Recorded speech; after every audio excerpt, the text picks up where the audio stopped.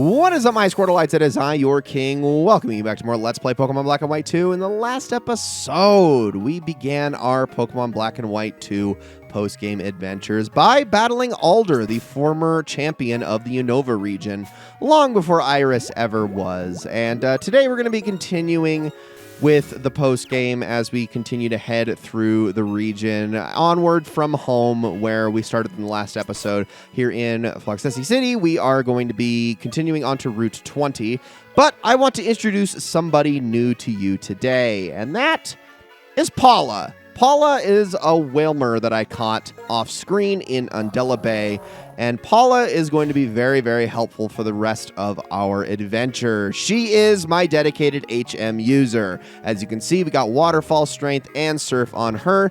That's right, I finally took Strength off of Challenger. I finally took Surf, well, I had already taken Surf off of Tomoe, but I took it off of Tomoe again and gave her Scald back. And now we have somebody who can take care of almost all of our water needs, although there is still one HM yet that we still have yet to get. So we're going to be heading off to Route 20, like I said, and we're going to need Waterfall to actually be able to traverse the remainder of this route. Now, remember that this is also where the outbreak was taking place, although I am not going to be searching for any Mr. Mimes today. Thank you very much.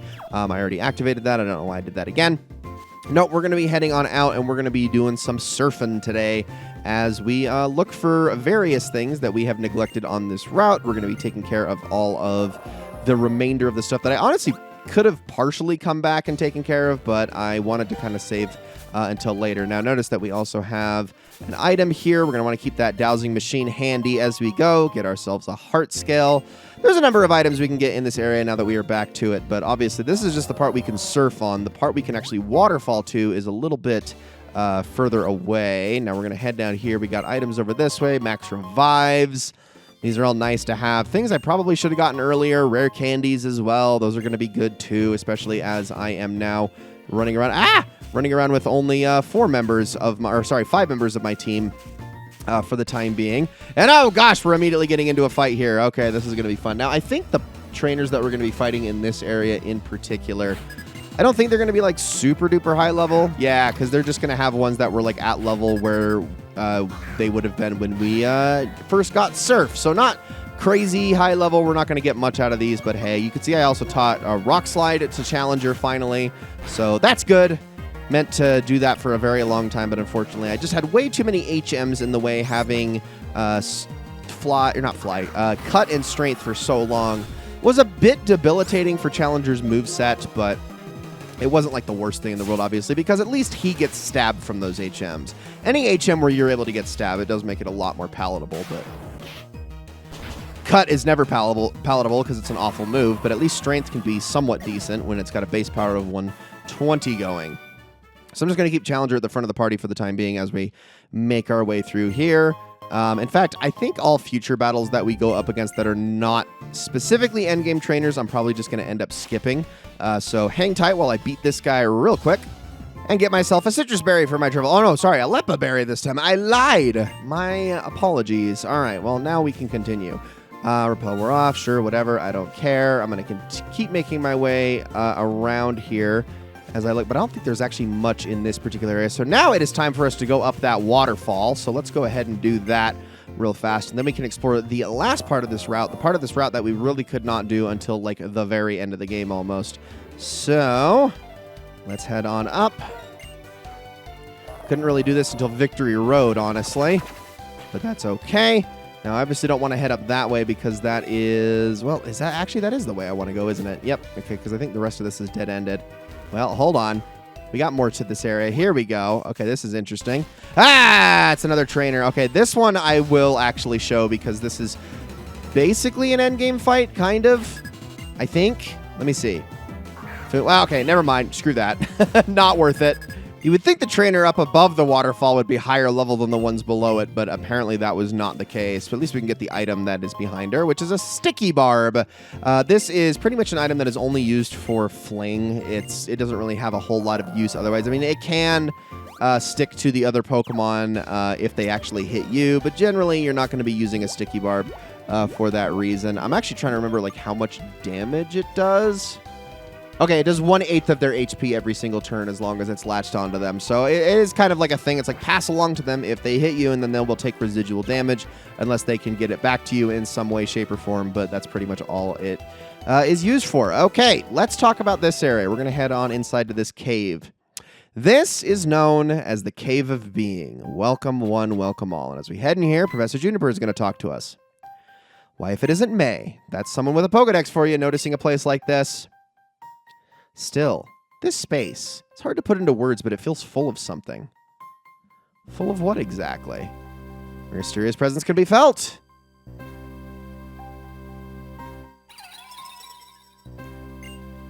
Uxie. Mesprit. And Azelf.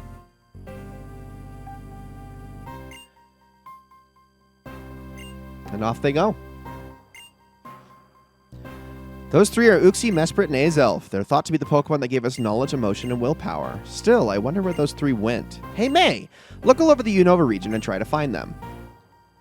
Okay, I will happily do just that, actually. Yes, so they are going to be the first set of legendaries that are available for us to go capture. However, getting to them is not the easiest thing in the world. In fact, 2 of them you can't immediately go after because they're in areas that you actually have to go through other unexplored areas to get to. The only one that you can immediately go to, I believe, is... Actually, I guess there is 2 you can immediately go to. One of them you can't. Sorry. I guess that's not technically true. One of them is very close to the entrance to Victory Road, over on Route 23. It's near the strength puzzle that's over there.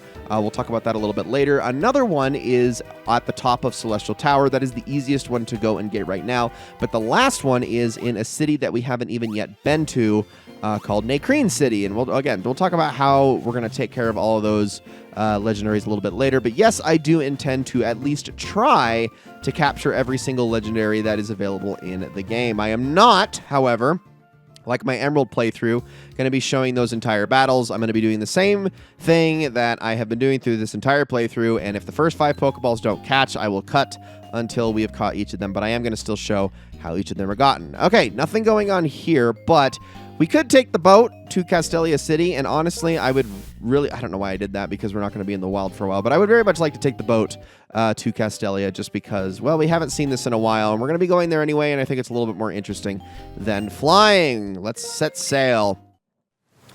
Yeah, it's been a little while since we took this boat, and there are going to be a number of things that are going to be available to us in Castelia, one of which I'm not going to be touching for some time just because it is a little bit out of my league at the moment. You may remember from the first Pokemon Black and White game, and also from earlier in the playthrough, that there were 2 characters in the Game Freak building that are going to have battles for us, and that is true. These battles, however, are in the 70s, and as possible as it might be to win those fights, I would rather just not right now. I'm not going to really waste my time. Instead, I'm going to work on a couple of things that are absolutely doable. The first of those is actually over here on Gym Street, the same place where we fight the gym. And that is in this building, across the way, up on the 3rd floor of the Metal HQ. This is where we have Amanita, and she is actually going to give something to us. Although, actually, before I do that, I probably should make space in my party. Okay, sorry about that. I probably should have done that first. Let's now head up to the 3rd floor, and we're going to go talk to Amanita up here in Fennel's lab area. And she's got something to say to us as we head on over here. Oh, how are the boxes working? That's right, I have a bunch of Eevee. Would you take one for me? I am going to say yes. This is an Eevee I received from my friend in the Kanto region, and we get ourselves a free Eevee. However, this Eevee is a little bit more special than just being free. It has its hidden ability, which is Anticipation. I am not going to nickname this Eevee, though, but I wanted to go over the hidden abilities of all of the different evolutions really quickly, because it is worth talking about them at least a little bit.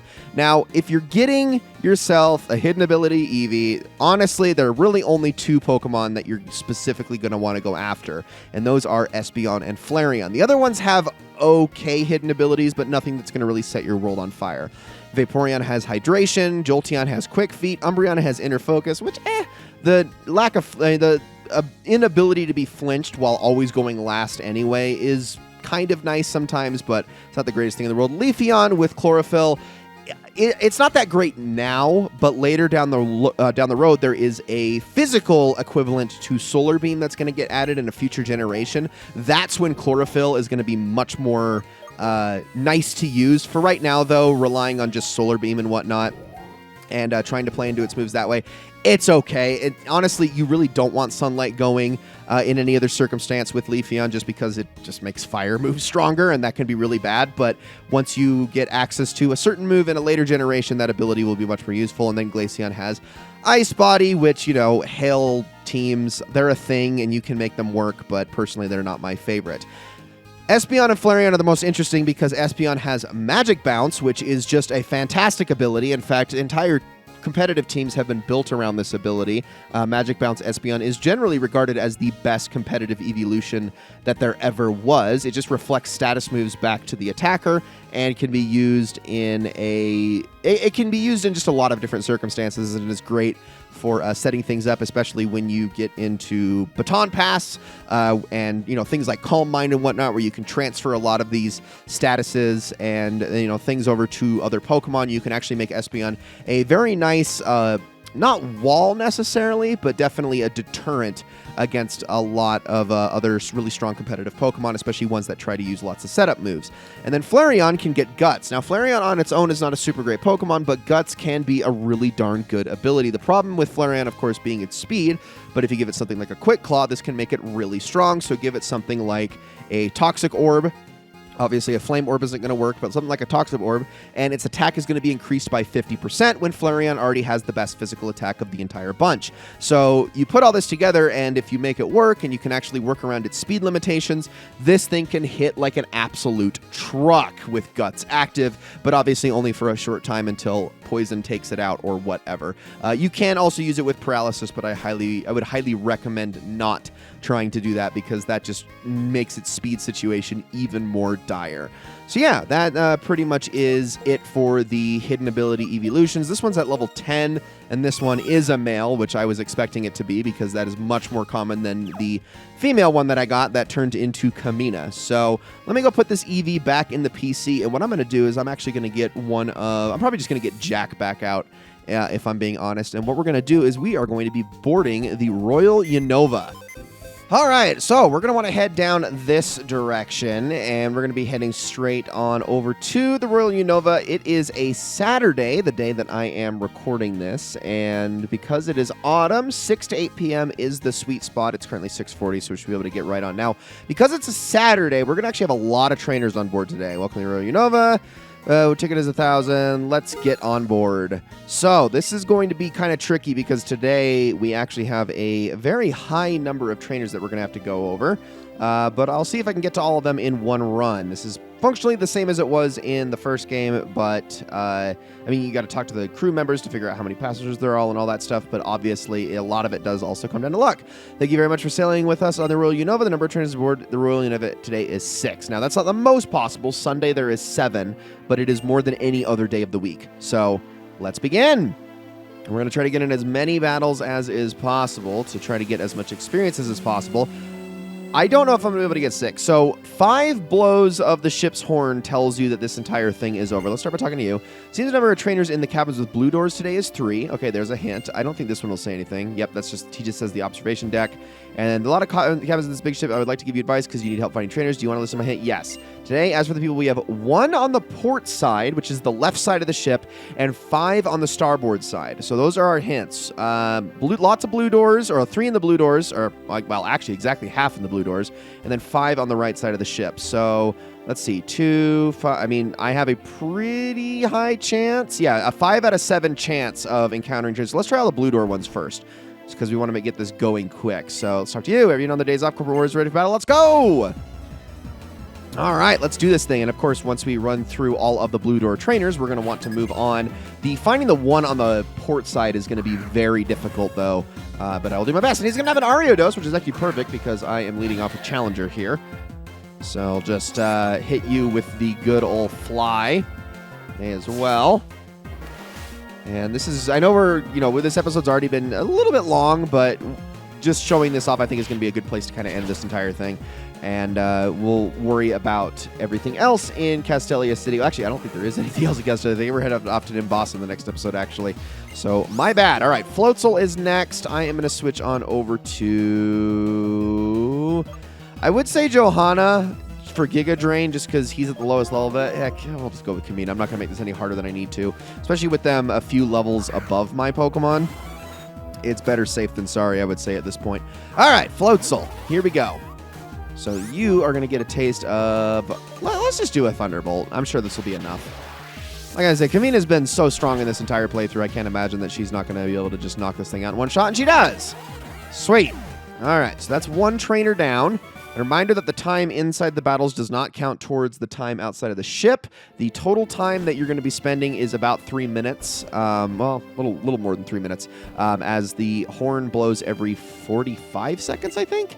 You came to pick up cute little me. I'll bet your opponent an amazing Pokemon. Okay, so that's 2 of our blue door opponents down, but that means that the last one could be on any side. I think the rest of the starboard side, though, was all red doors. I could be wrong about that. So it might be able to narrow down the left side for us a little bit. So 3 Pokemon. I'm going to just chance a superpower here and hope I have to switch after this. So we'll see if we can just knock this Meowth out in one shot here. And we did. Great damage, although the next one is going to be a lot lower. But again, I'm banking on the switch here. So let's see what they got. And it is Eevee. Okay, well, I didn't necessarily need to switch, but I'm going to anyway. Just let Jack take care of this one.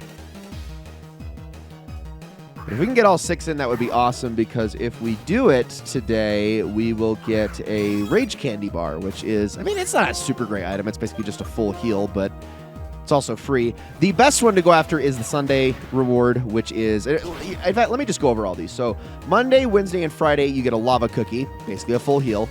Tuesday, you get a Berry Juice, which is just a really weak healing item. Thursday is an Old Gateau, which is also basically just a full heal. And then Saturday is a Rage Candy Bar, which is also just a full heal. Sunday, however, every single Sunday, you can get yourself a rare candy for doing this, but you have to get through all 7 battles. The good news is you can save on the Royal Unova and reattempt it if you want to, if you really want your rare candy that badly. It's an option.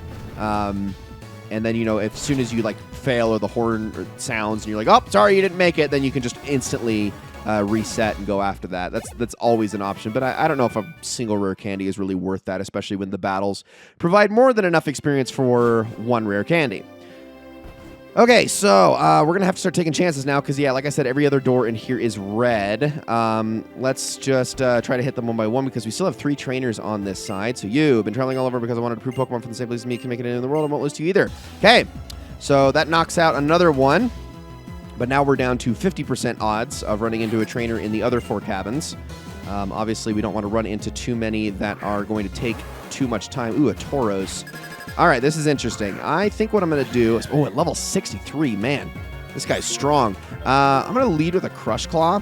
Oh, as it throws out the Swagger, too. Well, I definitely want to get a superpower off after that, but we're going to see if we end up hurting ourselves here. It is fast. Okay, that hurts a little bit. A lot of bit. Oh, my gosh. Can you tank one shot, Challenger? Oh, not with Thrash. That's going to be a lot of damage. Yeah. I wasn't going first anyway, so even if I had healed, I would have still been knocked out in 2 hits before I would have ever even gotten an attack off. So I guess I just have to live with that one. Close combat. Yeah, hit me with a Thrash, but luckily I resisted this time. Still a lot of damage, though. That is a very powerful move with same type attack bonus on Tauros. So come on. There we go. Knock you down. Lowers our defenses, but that is okay by me. I might do some healing after this. Whale Lord. Okay, Kamina is up again. I'm going to just try to hit this thing with the good old Thunder. Thunderbolt would probably be enough. I mean, Whale Lord is all HP, which, does mean that it can be a little bit tanky, but, well, let's just go Thunder, yeah. Let's just do it. Hey, there we go. I do love how accurate Thunder has been this entire playthrough.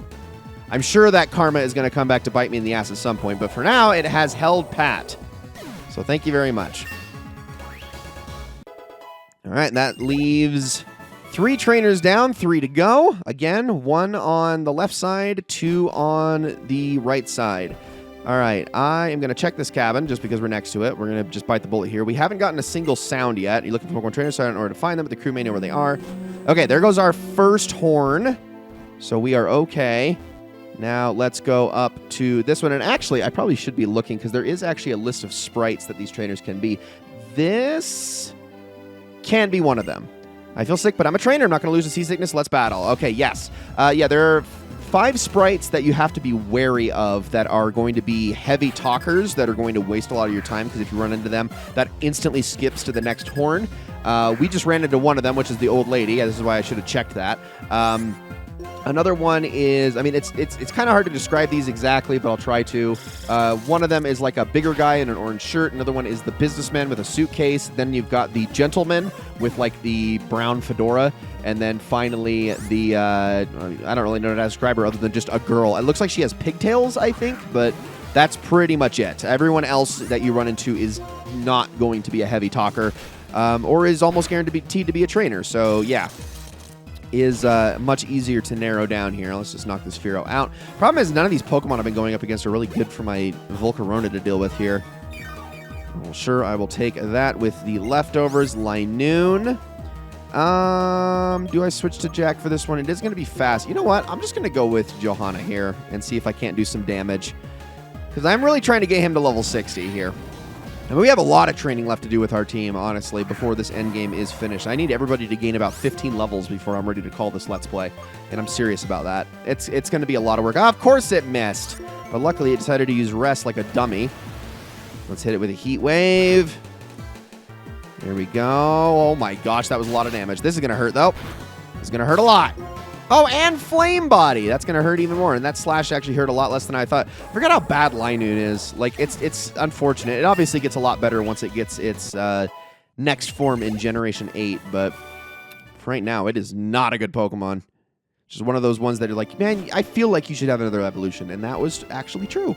But only in Galar, of course. Now, we've got only 2 doors left, but 1 trainer left to go after.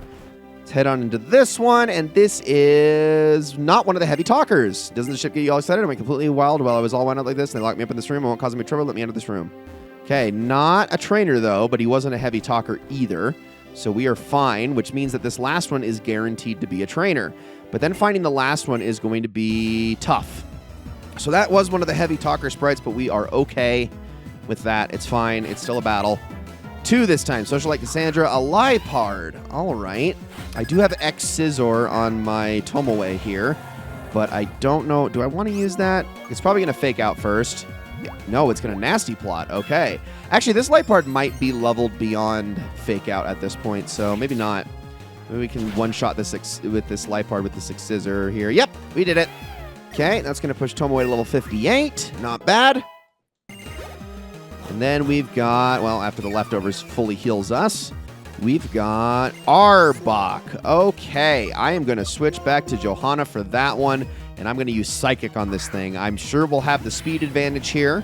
It's probably going to try to hit me with something. A Dark move would hurt a little bit. I'm not too worried about that, though, because obviously that's non-stab, and poison moves we resist. So, Psychic. Is it bug that resists poison or poison that resists bug? Actually, I might have that backwards. I don't know why I'm brain farting on this particular detail. It doesn't matter. It's dead. We took care of it. That's a lot of freaking money, too. All right, 5 out of the 6 trainers are done. I think I've only heard the horn 1 time. So let's keep going. And now we have to sleuth out this last one. And it's going to be in a blue door because we have 1 more trainer left in one of the blue doors. So let's see if we can suss them out. Okay, this is an ace trainer. The guy on the left is probably one that... oh, man, yeah, he's probably one that we can't, or that is a heavy talker. Many people on this ship from many places like Kanto, Johto, and Sinnoh. Not only can you see pretty scenery from the ship, it looks like you can see some usual Pokemon. So not them, and I'm not even going to chance this guy. So let's see, is there 1 more blue door? Oh, it doesn't look like it. Oh, it doesn't, it probably is that guy then, isn't it? Oh, there's more up here. Okay, there's 2 blue doors up here. Let's take a look. Oh, it could be either one of these. Was on the deck with my arms spread out and feeling like I was a Pokemon, and the ship suddenly shook, and I thought I was going to fall. I wish I had someone to save me right away at times like that. Do you think you're on the Titanic, ma'am? But, like, you know, before it sinks? Your heart will go on and all that. Here we go. Okay, this is our final trainer. Thank goodness. I knew it was going to be one of these. Problem is it's still always a chance. Okay. Rotom to start things off. And, oh, I got Tomoe in front. This is going to be rough. Ugh. Do I try to fake? No, I don't. Why would I do that? We are going to go with the smart move here. We're going to instantly swap out to Kamina, who is going to take whatever electric attack it throws. No, it's going to use Substitute. Not what I was expecting, but okay. All right. Well, let's use Shadow Ball on this Rotom until we can knock it out. Going to use Hex. Okay, I'm not too worried about that. It's a little bit of damage, but we got that special defense resist, so we should be fine. And then I get the feeling we're going to knock this Rotom out in one shot because it's not too terribly powerful in its base form, even if it does have a really nice typing. Onto, Alomomola. Let's keep Kamina out then. She has had such a good time in this Let's Play. I didn't think Jolteon was going to be so... I'm still, like, eating my words all the way up to the very end with my Jolteon pick because she has really been, like, one of my best on my entire team all the way through. Wow. The one time... Right as I'm saying that, of course, she's able to tank that. I'm not too worried about this Hydro Pump, though. Because look at her. She's so freaking tanky against these special attacks, too. Oh my gosh, and fast, and hits hard, and it's so great. I mean, Alomomola is very tanky, so I understand that it survived that Thunderbolt. I would have honestly put odds on it surviving more than I would have on that Wailord from earlier. But this Butterfree is not going to survive, because it is not nearly as defensively adept, and it is still super effective. So there we go. And that is the rest of our trip on the Royal Unova.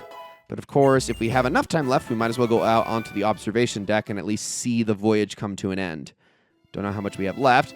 Wanting us every trainer on the ship, so it says we are good to go. We can now basically freely roam around. You can talk to trainers if you want to speed things up, or you could honestly just skip to the end by talking to the guy at the end. But honestly, I would rather just kind of come up here and sort of bask in the evening for a minute as we go on under the bridge. So it looks like we're still not even heading southbound yet. Back towards the port, which is kind of cool. And I did not mean to do that. Apparently, even pressing forward makes you leave immediately. I thought I could, like, roam around a little bit in here, but nope, not at all. And actually, no, it does look like we're actually heading back, so never mind. We are going towards the pier. So we were almost done. I think that was the second to last horn right there, and then the final one would be it. But yeah, I feel like we've done good today. We've done very good. That was a lot to go over with the Royal Unova, but it always is a little bit of a task covering all of that, and that was a lot of trainers to fight. But in the next episode, guys, we are going to be moving on. We got more trainers to battle when we get to Nimbasa City in the next one, because obviously the big stadium and small court have taken large upgrades. We also are going to go over a couple of the other things there, although not in too much detail, and then we're just going to keep moving on because we got more new places open up to this in this endgame that we need to go on and check out. Thank you for sailing with us. The cruise ship will arrive in Castelia City shortly. All right, give me my Rage Candy Bar so I can call this a video. Congratulations, you beat all the trainers of the ship. Please accept this prize. And there we go. Ladies and gentlemen, that is going to be it for this episode of Let's Play Pokemon Black and White 2. Thank you all so very much for watching. I hope you all enjoyed this episode very, very much, and I will see you all in the next one.